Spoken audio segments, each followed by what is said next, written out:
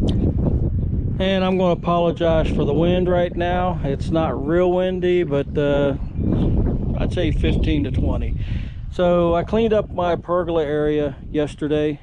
Mainly I had a lot of construction junk here from where we replaced the house out, and did some ribs on the grill. Turned out really nice, but got this area cleaned up, and I'm getting ready to mow this weekend. But right now the yard is really, this morning it was really good because I had purples and yellows and oranges all throughout the yard, and we got a little patch still left over here that as you can see, we got some little blue bonnets going on, we got some purples going on there. So yeah, it's really colorful right now, but yeah, I'm gonna have to mow it.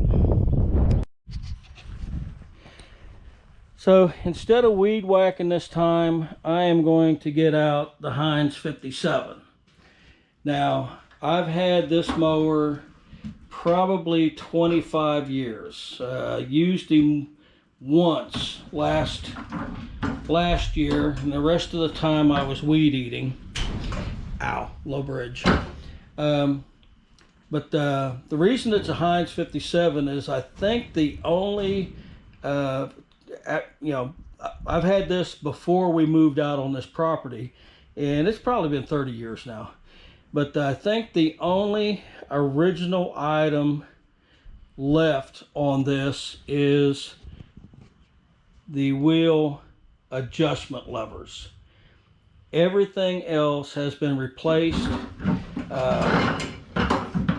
So basically I have donor stuff back here that I pulled, and basically this one's got a crack block and a bunch of parts over there. So eventually they get put on this. Now this guy, like I said, has not been run since last year, and I only used him once.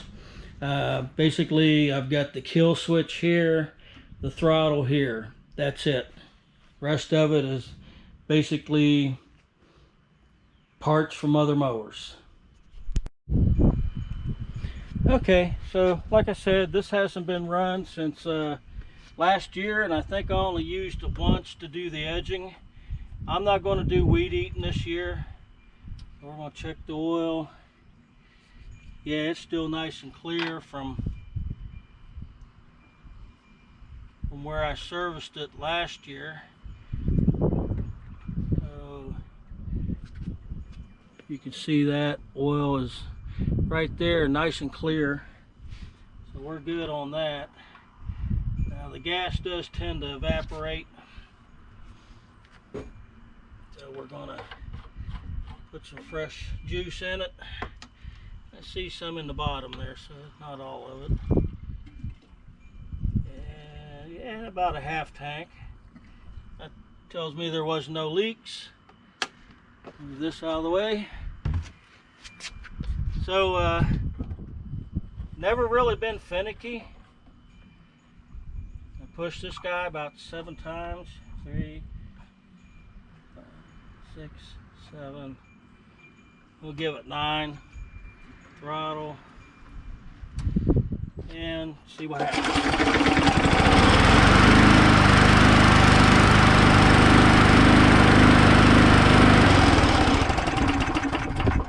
Not bad for not being started for over a year ago. I guess I got some edging to do. So usually I use the weed eater to go along the fence lines. You can see it's looking a little ragged down through there. Now this is Friday. I don't plan to mow until tomorrow or the next day.